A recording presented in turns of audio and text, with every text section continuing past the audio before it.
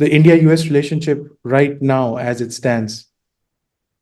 It's obviously facing some significant headwinds compared to 3 months ago, compared to the first Trump administration.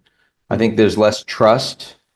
I think that there is a sense in India that the US is less reliable than it used to be. Part of that is the Pakistan relationship with the United States, both officially as well as unofficially, and the business connections. Part of it is Trump's recklessness in diplomacy, his desire for credit, and his indifference to how that may affect others that he's working with.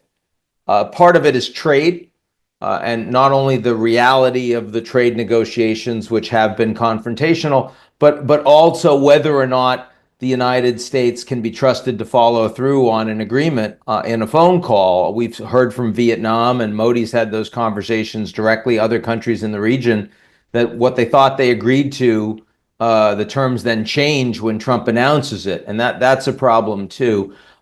It's not, I don't think the relationship is fundamentally broken.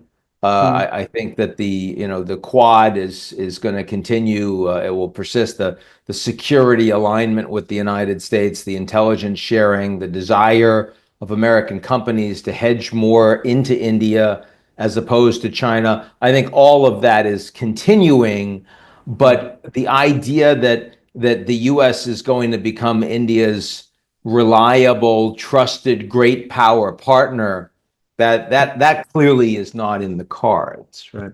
Right. So we saw a sort of off-ramp that happened with the Twitter and the Truth Social sort of exchanges between President Trump and PM Modi. Is this more a smokescreen, or how real do you think this is then? Is there an off-ramp that's happened? I think both leaders were looking for a way to bring down the temperature, sure. And I think the exchange of public goodwill for Modi's birthday and a quick phone call and the readout was pretty positive.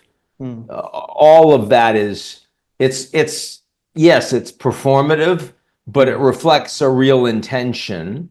And I think that there's a pretty good chance that we get a trade agreement of some form by the end of the year. But that trade agreement will exist in the context of a more mercantile, industrial policy oriented, less free trade supportive United States. I mean, the US has had almost no tariffs globally for decades, and now you're going to see the US with a blended global tariff rate of 13 to 15%, it's the highest we've had since the 1930s.